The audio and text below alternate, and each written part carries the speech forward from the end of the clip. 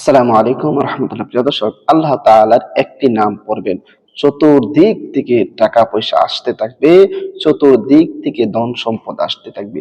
হ্যাঁ প্রিয় দর্শক, সেই আমলটি কি, আল্লাহ তাআলার কোন নাম দ্বারা ডাকতে হবে, কিভাবে আমল করতে হবে, কখন আমল করতে হবে, বিস্তারিত ভাবে সব আমি ভিডিওর মাঝে আলোচনা করব।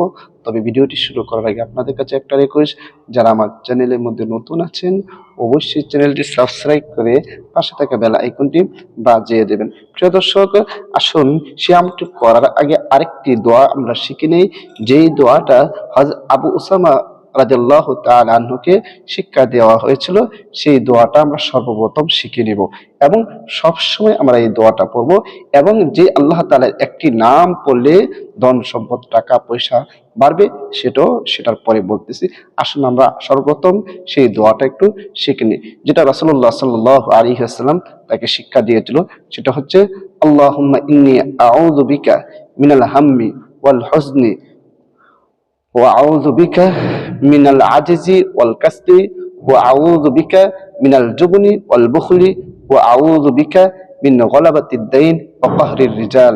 এই দোয়াটি আমি যথাসম্ভব আমি স্ক্রিনের উপর দিয়ে দেব। আবারও বলতেছি, আল্লাহুম্মা ইন্নী আউযু বিকা মিনাল হাম্মি ওয়াল হুজনি ওয়া আউযু বিকা মিনাল আজিজি ওয়াল কাসলি ওয়া আউযু বিকা মিনাল জুবনি ওয়াল বুখলি ওয়া আউযু বিকা মিন গলাবাতিদ দাইন ওয়া কাহরির রিজাল। এই দোয়াটা আপনি সবসময় পড়বেন। আপনি যদি এটা সবসময় পড়তে পারেন, এই দোয়াটা পড়বেন এবং আল্লাহ তাআলার একটি নাম সেটা পড়বেন। সেই নামটি কি, এবং সেই নামটি পড়ার আগে আপনি উযু করে নেবেন, পবিত্র হয়ে নেবেন। উযু করে পবিত্র হয়ে যখন আমলটি করেন, সে আমল পাওয়ার ক্ষমতা বেড়ে যায়। এই জন্য বলি উযু করে নেওয়ার জন্য। উযু করে নেবেন এবং 3 বার ইস্তিগফার পাঠ করবেন। যে কোনো ইস্তিগফার পারেন পড়ে নেবেন। এরপরে 3 বার যে কোনো দুরূদ শরীফ পারেন পড়ে নেবেন। আস্তাগফিরুল্লাহ রাব্বি মিন কুল্লি যামবি ওয়া আতুবু ইলাইহি লা হাওলা ওয়া লা কুওয়াতা ইল্লা বিল্লাহিল আলিয়্যিল আযীম। এরপরে যে কোনো দুরূদ শরীফ পড়বেন। আমি দুরূদ ইব্রাহিম পড়তেছি। আল্লাহুম্মা সাল্লি আলা মুহাম্মাদিন ওয়া আলা আলি মুহাম্মাদ কামা সাল্লাইতা আলা ইব্রাহিম ওয়া আলা আলি ইব্রাহিম إنك حميد مجيد.